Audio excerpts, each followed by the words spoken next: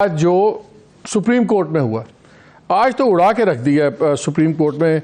Chief justice साहब ने एक तो कहा कि ये क्या आपने कमेटी बना ली है फैक्ट फाइंडिंग, इससे TORs ये ऐसे बनाएं कि सारे बरी हो जाएंगे। फिर जनाब उन्होंने उनका टुकड़ों से नहीं चलेगा, कागज़ के टुकड़े पे। मैं थोड़ी सी चीज़ें आपको ज़रा रिमाइंडर के तौर पे करना चाहता हूँ। उन्होंने चीफ जस्टिस ने हुकूमत की फैक्ट फाइंडिंग कमेटी को आंखों में धूल झोंकने के मुतरादिफ करार दे दिया। फिर उन्होंने कहा एक साहब बाहर से इंपोर्ट हुए और फिर वापस चले गए, बिलियंस का नुकसान हो गया और उनको इतना अगर वतन से मोहब्बत है, ज़ाहिर मौलाना तारुक कादरी की बात कर रहे थे कनाडा की, तो वो फिर यहाँ क्यों नहीं रहते, वहाँ आते हैं और तबाही फिर के चले जाते हैं। फिर चीफ जस्टिस ने कहा धरना अचानक नहीं हुआ, मास्टरमाइंड कौन था, और हमें कमेटी की रिपोर्ट में कोई नहीं है, कोई TORs नहीं, कुछ नहीं। फिर खैर नहीं हुए, उस पर तो अब तय हो गया कि जी ये इंक्वायरी ऑफ कमीशन बनेगा, नवंबर 15 की तारीख बन गई है। लेकिन दो तीन चीज़ें जो मैं लाना चाह रहा हूँ। एक उन्होंने ये कहा कि जब इतनी सब ने चैलेंज कर दिया हमारी डिसीजन को, रिव्यू पिटिशंस आ गई, एक तो ये भी ज़रा इंक्वायरी होनी चाहिए कि सबको एक ही जगह से हुक्म मिला कि ये आप रिव्यू डालें और सारा करते हैं। और फिर this I think very important, कौन सा कानून कहता है नज़रसानी दायर हो जाए तो फैसले पर अमल नहीं करना। फैसला आपको पता है, फैसला जब उनका फरवरी 2019 में आया था तो उसमें मोटी मोटी 5-6 बातें थी, जिसमें उन्होंने कहा था कि जो किसी का मरने का, मौत का फतवा दायर करे उस पर anti criminal court, anti terrorism court में जाओ। यानी कि अगर सरबराह जो थे TLP के, उन पे करो। फिर उन्होंने कहा कि वो ऑफिसर्स जो चाहे वो इंटेलिजेंस एजेंसी के ऑफिसर्स, फिर उन्होंने मेंशन किया MI, ISI, IB, जो अपनी हदूद से आगे गए हैं उनके ख़िलाफ़ इंक्वायरी करें और एक्शन लें गवर्नमेंट और उनके डिपार्टमेंट्स। वो भी नहीं हुआ। इलेक्शन कमीशन को उन्होंने कहा था कि जो पार्टी ये डिसरप्शन और सारा कुछ कर रही है और फंडिंग वगैरह है, उसके खिलाफ भी एक्शन लें, वो भी नहीं लिया। TLP तो आज पे उन्होंने पूरा उड़ा के रख दिया ना, TLP के ऊपर भी, उस पर तो माशाल्लाह वो ऐसे चढ़े हैं आज। फिर TLP के ऊपर हम आ जाएँ थोड़ा सा कि उन्होंने उस पर क्या कहा। एक तो पहले उन्होंने रगड़ दिया वकील को। उन्होंने कहा अपने जवाब में खादिम रिजवी को हाफिज़ क्यों लिखा है, खादिम रिजवी को आइनी इदारा इतनी इज्जत क्यों दे रहा है। आपको पता है उस ज़माने में तो बहुत उनके खिलाफ भी नारे भी बड़े लगे थे जब फैज़ाबाद पर क्रिटिसिज्म हुआ। क्या आपने TLP रजिस्टर कराने वाले एक शख्स को बुलाया? अब ये इलेक्शन कमीशन को रगड़ा लग रहा है। TLP रजिस्ट्रेशन कराने वाला शख्स तो दुबई में रहता है, तो उन्होंने कहा नहीं जी रजिस्टर वाले को हमने नहीं बुलाया। उन्होंने कहा कि ऐसे ही काम करती हैं, रातों रात पार्टी डिस्कस हो जाती हैं। फिर रगड़ा लगा, उन्होंने फॉरेन फंडिंग की बात की तो इन लोगों ने लफ्ज़ यूज़ किया था इलेक्शन कमीशन ने कि जो पीनट्स अमाउंट थे। तो पता मिनिला साहब भी बीच में आ गए। उन्होंने कहा बात ये नहीं है कि फॉरेन फंडिंग कितनी है, ज़्यादा है, थोड़ी है, पीनट्स का क्या मतलब है। पहले जवाब में उन्होंने कॉस्मेटिक भी कहा था, लॉ मेकिंग। उन्होंने कहा अगर 15 लाख चीज़ें ने कहा मेरे लिए बहुत बड़ी रकम है।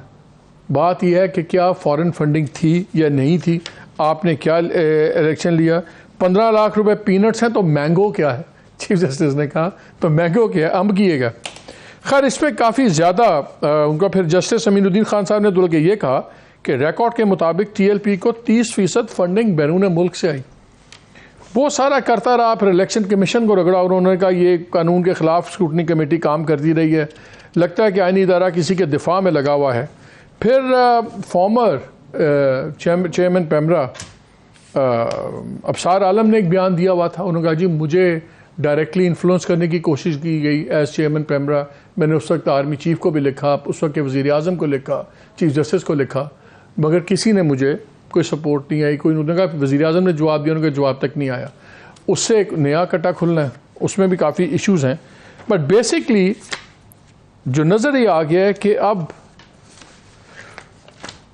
मास्टरमाइंड, फंडिंग, तारुल कादरी की प्लान विजिट या अनप्लान विजिट, जो भी सोकें, स्पॉन्सर्ड और नॉट स्पॉन्सर्ड, क्या वी आर लुकिंग एट एक बहुत बड़ा पेंडोरास बॉक्स खुल रहा है। आप मेरे प्रोग्राम में भी, बाकी चैनल्स में भी काफ़ी उल्टी सीधी बातें करते रहे इस मामले के अंदर। जो मैंने कहा था वो तो हो रहा है। ये मुझे बताएं, क्या कोई कल के जो बहुत ताकतवर आदमी था जिनसे लोग फैज़ हासिल करते थे, क्या वो भी बेफैज़ तो नहीं हो सकते इस मुकदमे में?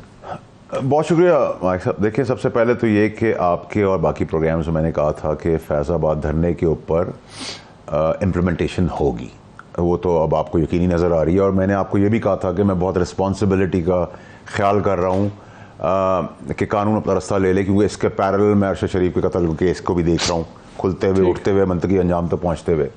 नंबर 3 ये कि जो मास्टरमाइंड है वो तो हमें वो दो राय नहीं होनी चाहिए, वो ख़ास था। और अगर चीफ जस्टिस साहब बुलाएंगे तो क्योंकि मैं फेडरल मिनिस्टर था और निगोशिएट कर रहा था तहरीक लब्बैक से, तो बहुत सारी चीज़ों का मैं भी ऐनी शाहिद हूँ। कौन मास्टरमाइंड था, क्या गेम थी, किस तरह उनको ह्यूमिलेट किया गया, और फिर कैसे चीफ जस्टिस साहब की फैमिली को किसको किया गया? चीफ जस्टिस साहब को। अच्छा। जो उस वक्त जस्टिस थे, आज चीफ जस्टिस साहब हैं। क्योंकि तब आपको याद है जब ये फैसला आया कैबिनेट में, फिर इसका फिर अप्रूवल उसके आया। बाद हमने देखा कि इनके खिलाफ रेफरेंस भी आया, और आम जो कहते हैं ना इस्लामाबाद कॉमन विजडम ये था कि फायज ईसा के भी चीफ जस्टिस नहीं बनने दिए जाएंगे, बिकॉज जब भी आएंगे फैजाबाद केस खुलेगा और एक मुसीबत पड़ जाएगी। टोटली आपकी बात से एग्री करता हूँ। देखें, एक तो चीफ ऑफ आर्मी स्टाफ को चीफ ऑफ आर्मी स्टाफ बनने नहीं दिया जा रहा था दुनियावी तौर पर, और चीफ जस्टिस साहब को चीफ जस्टिस बनने से रोका जा रहा था दुनियावी तौर पर। दोनों में डिवाइन हेल्प थी, नंबर 1। नंबर 2 ये कि देखें जो इम्प्लीमेंटेशन है वो पंडोरा बॉक्स तो नहीं होगा, वो अब ये होगा कि किसी के बाप का मुल्क नहीं है ये, चाहे वो ख़ास हो, आम हो, लाडला हो, कीड़ा हो या सांप हो, सबको अक्रॉस द बोर्ड किया जाएगा। और मेरे ख्याल से ज़रूरी भी है पाकिस्तान को सीधी सिमत पे लाने के लिए। लाइक वाइज जैसे अभी हमने देखा 23 अक्टूबर का डिसीजन जिसमें आपने उड़ा दिया, आप जासूसी कर सकते हैं, तहज़ीबात उड़ा सकते हैं फ़ौज की, आप और मैं FIR दे सकते हैं लेकिन फ़ौज नहीं दे सकती। खुली छुट्टी दे दी, बैरून मुल्क से लोग आएँ, बदमाशी करें, न्यूज़ को हमारे स्क्रूटनाइज़ करें, उनकी खबरें लें और बाकी पहुँचा दें, और जो वहाँ फ़ौजी काम करें कल वो रिटायर होकर कहें जी हमने दे दिया, हम सिविलियन कोर्ट्स में जा रही हैं।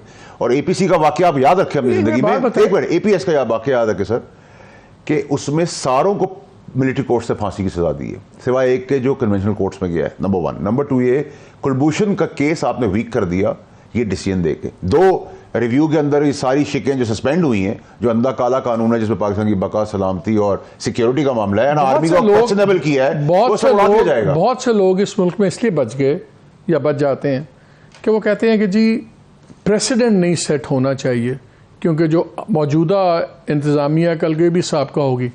तो अगर इस केस में चलता है तो क्या फिर किसी की अकाउंटेबिलिटी का, बहुत ताकतवर शख्स की अकाउंटेबिलिटी का जुडिशल अकाउंटेबिलिटी प्रोसेस में रगड़ा लग जाएगा, तो वो तो प्रेसिडेंट नहीं समझा जाएगा। नहीं देखिए, वैसे तो जब इसकी इम्प्लीमेंटेशन होगी तो नेचुरली वो ख़ास कोई नॉन पॉलिटिकल आदमी है ना, वो जो ताकतवर आदमी समझा जाता था। जब आप निगोशिएशंस कर रहे थे उस वक्त आपको नजर आ गया था कि वो जो मास्टरमाइंड है वो नॉन पॉलिटिकल आदमी है? नहीं, मास्टरमाइंड था। उसके बाद हम जब निगोशिएट करके उठ रहे थे 17-18 घंटे के बाद, तो उसी मास्टरमाइंड ने चीज़ ख़राब की।